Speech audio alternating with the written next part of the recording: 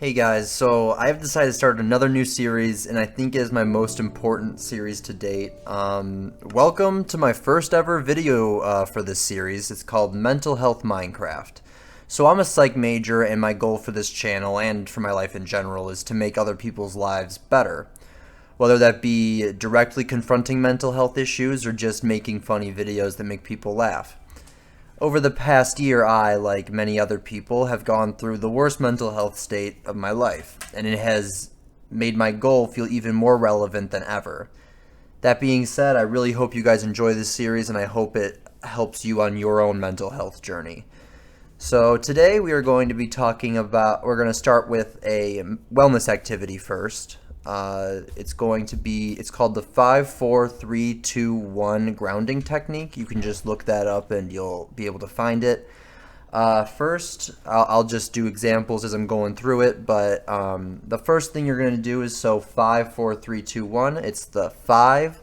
You're going to name 5 things in the room you can see. So, for example, for me, it's my monitor, my keyboard, my mouse, my microphone, my bed. I think that was 5. Monitor, keyboard, mouse. Yeah, okay. And then you're going to go with 4 things you can touch. So 4 things in your area you don't have to get up. Even if you should definitely touch every single thing that you say, so make sure it's near you. 4 things you can touch. So for me, that'd be my monitor. And when you find the thing that you want to touch, you just feel the texture. Monitor's smooth. So then, yeah, you would go 3 other things I can touch: my keyboard, my desk, and my chair. All right, and then after that's the 3. You're going to name 3 things you can hear. This is when it starts to get a little more difficult for people. If you try to really listen to the area around you, you're gonna find 3 different things you can hear, I promise you. For me, I can hear my cat play with her toy very aggressively. I can hear an air conditioning unit from outside, and also I can hear some cars. And normally also for hearing as well, you're going to really, and for seeing, I want to point this out, you're going to really examine these things with that specific sense. So you're really going to listen to what it sounds like when you're hearing. You're really going to look at it when you're seeing it, and you're really going to touch it when you say it's something you can touch. So the number 2 is 2 things you can smell. Another difficult one, but if you have to smell a specific thing, that's fine too, something near you. So I'm gonna smell my shirt. It smells clean, thankfully, and my chair.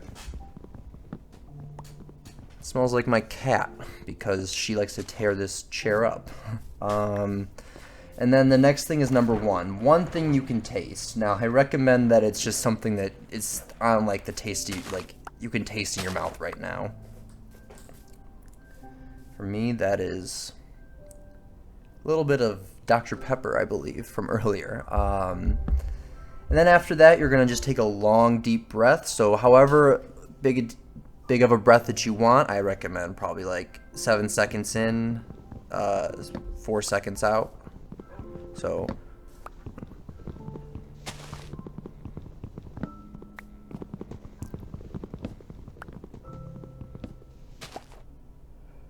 all right, and that's the breathing. And then we're gonna get into the topic for our video today, which is my personal mental health past. Now we're gonna be going more into depth. I just wanted to basically do this so people know that there's a person at the very least out there who feels what they are feeling. If there's someone out there who feels like I do, or at least feels a pinch of what I do, or double the amount of I do. I still feel what anyone with depression or anyone with anxiety feels. But we're going to start off with depression. So my depression started freshman year of high school. I had been in my first ever relationship for about a month or 2. I was in the relationship for a month. Things were going pretty good, actually. Then the depression really hit. My depression was really weird to me at first because out of nowhere I felt like my life was shitty. And when my depression first started, I knew that my life was not shitty. I knew that. But the depression carried on, and I would come to find out that I felt that way probably because depression was passed down to me and not because of something big that happened in my life. And that's the thing with depression. It doesn't always have to be there because your life isn't going great. Sometimes it just shows up when your life is going great in your eyes. A reason for that I've found out recently is because as humans we tend to bury our problems down, and when your life is at its like when you're your most happiest, that's when your brain decides that it's the best time to bring up those issues that you buried down. Because, and that's just an example for people. That's not exactly what happened for me for depression. I don't know about anxiety or not, but my depression was not fun. It made me act less like myself. When I started feeling depressed, I wouldn't even leave my room. I would just sit in the dark and watch TV in my room. I even remember what show I watched. I watched Supernatural, like the whole time, just sitting in my room. I also got more jealous with my girlfriend at the time. We'll just call my girlfriend at the time Liz. I also cut myself. My depression just made me react to things quite differently than I would have normally reacted. The only thing that really got me through it was Liz, as well as one of my friends. Without them, I do not know if I would even be here today. I just don't know. And after a while, though, of dealing with my depression, Liz told me to tell my parents. I didn't want to. No kid wants to tell their parents. I was scared. It's normal to be scared, though. Telling someone is the most important thing. It doesn't even have to be your parents. My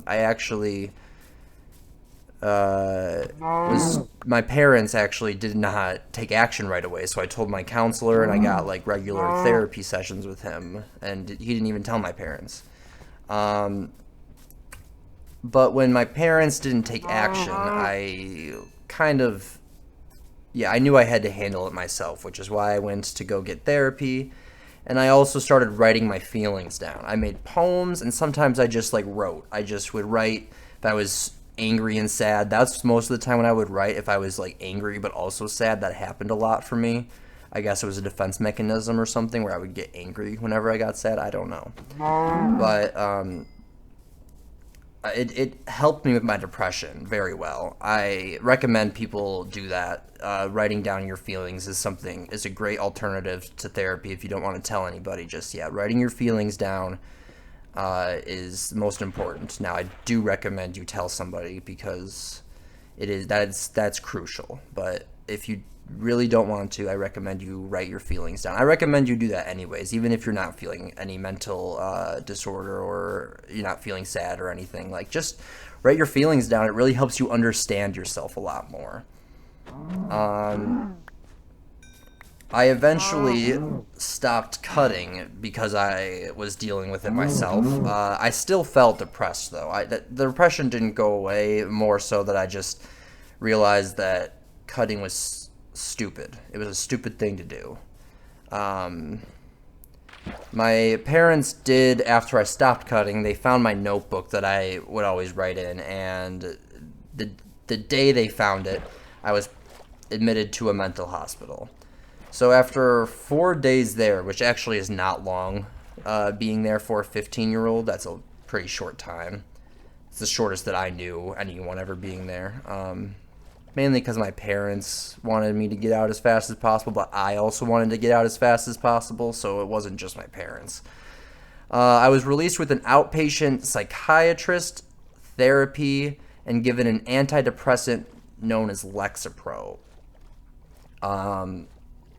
I was actually feeling great for a little bit, and then that's when my girlfriend at the time, Liz, broke up with me, and I was sent back down a spiral. But having therapy and medication really helped that spiral not go into something too crazy. So it really helped me have a good system when I went back down that road of depression. So how it is today, I have gotten so used to my like episodes of depression that I get. I don't have it that frequently, but I do get episodes.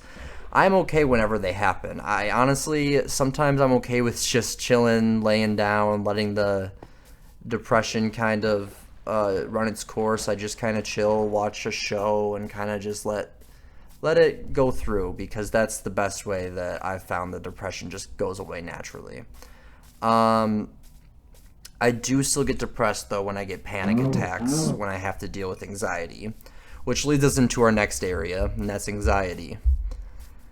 I have technically two types of anxiety, but I'm going to talk about one a lot more because one of them I deal with pretty well, and I can't really say that I have that intense version of it. So social anxiety's been around with me for as long as I can remember.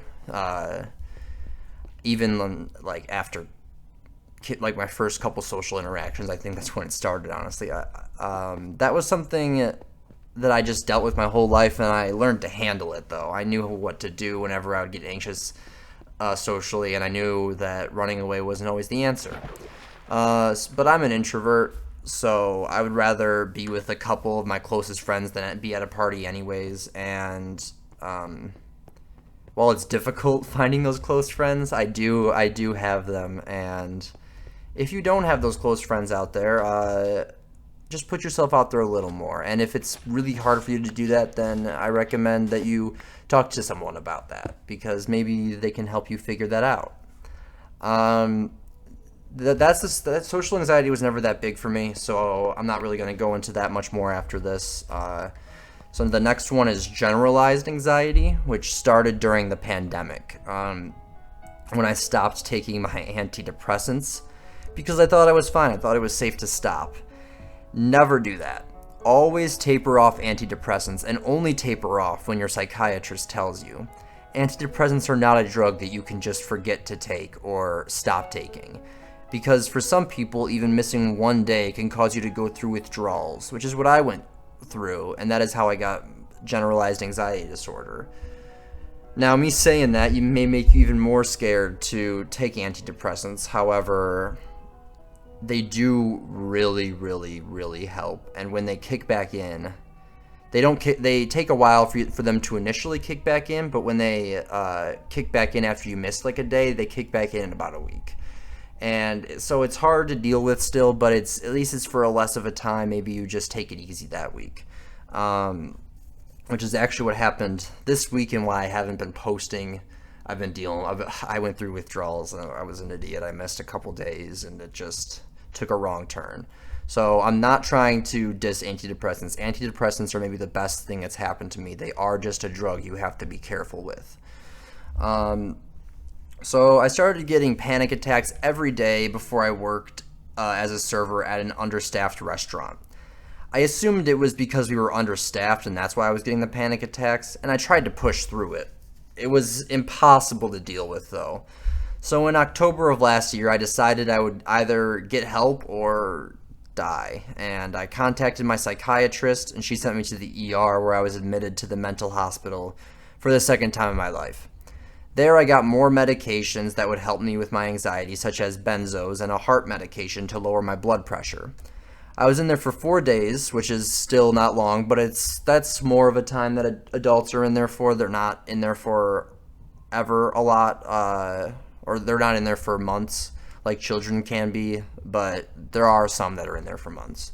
When I left, I did feel better for a couple months, but that was also because I wasn't working. I didn't have a job when I got out of the mental hospital, because I had quit that server job. So not working was really helpful to help me with my anxiety. But how it's doing today. So my generalized anxiety is still a heavy weight that I have to deal with every day. I am currently unemployed, and every job I try to get either does not hire me or ends up being too stressful for me to deal with. But I just take my life day by day and try to get over every hurdle one by one. That's the trick with anxiety. Some anxious people have things planned out way ahead of time, and they become worried that those plans are going to fall through. If life seems to be too much, then focus on one day. If focusing on one day is too much, then focus on 1 hour. When that hour is up, then you can just focus on whatever new thing you are doing. Just try to be in the present. Don't be in the past, and don't think about the future. So that's my tips for, or that's my story for my depression and my anxiety. If you guys have any coping mechanisms you want to drop down in the comments, please do, or any wellness activities.